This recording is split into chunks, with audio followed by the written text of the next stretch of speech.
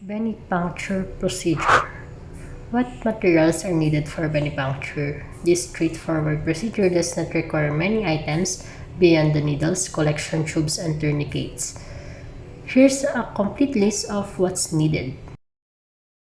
So first we have laboratory form, vacuum tube specific to the laboratory request, blood drawing needle such as syringe and two-way needle, tourniquet, puncture-proof sharp container, alcohol swabs or cotton, gauze and bandages, and sterile gloves.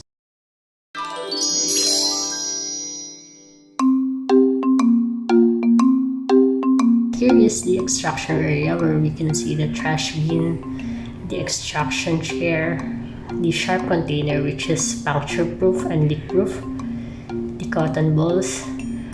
For the aseptic technique to clean the puncture site, we use alcohol plus cotton balls.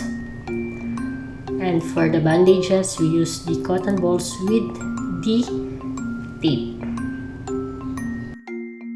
We also use different evacuated tubes depending on the test required, and then we also use ballpen and marker to label those evacuated tubes. We have here syringes of different sizes. We have 3 ml and 5 ml. We have our butterfly needle set or the scalp vein set.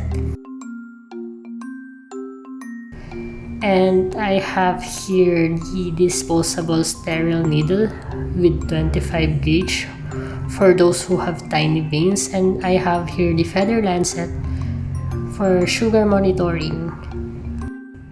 These are the microcontainer tubes which are used for pediatric patients, and these are the disposable sterile gloves.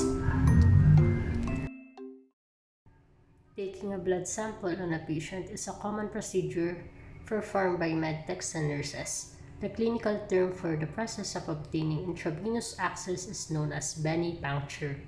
While a seemingly straightforward and relatively simple procedure, there is an art to learning how to effectively enter the vein to take blood or start an IV. Patients appreciate medtechs and nurses who can rapidly and accurately perform venipuncture without requiring additional needle sticks. Why we do venipuncture? For example, we want to know our FBS or our fasting blood sugar. We need to obtain a blood sample for the diagnostic purposes. For example, we have a dengue patients and there's a platelet monitoring for every 4 hours. It's the second reason for monitoring levels of components in the blood. For example, we have a patient with a request of a blood extraction, for example 50 ml blood extraction. It is to remove blood due to excessive levels of iron or erythrocytes because their life may be in danger if we don't remove those excess blood. Fourth is to collect blood for later use. So as what we can see in the blood bank, we have our blood donors, we store their bloods. How is venipuncture performed?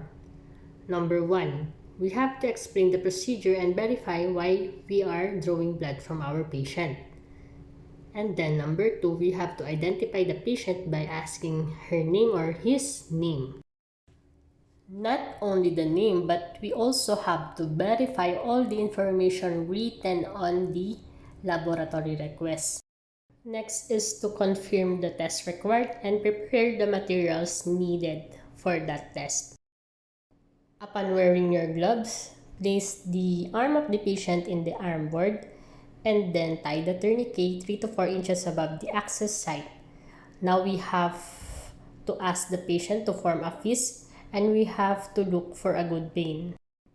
After selecting a vein, release the tourniquet and ask the patient to relax her or his fist. Now, cleanse the site thoroughly with an alcohol swab or cotton swab. Then reapply the tourniquet and have the patient again make a fist. Then uncup the needle, taut or anchor the vein and insert the needle. If correctly inserted, the blood will appear in the hub. Gently aspirate the plunger, and if blood appear, ask the patient to open his or her fist. And now you have to collect the desired amount of blood. Then after that, Release the tourniquet. Place the bandage pad over the needle and remove it. Apply slight pressure to the site and cover it with the bandage. Ask the patient to continue pressing the puncture site for at least 2 minutes.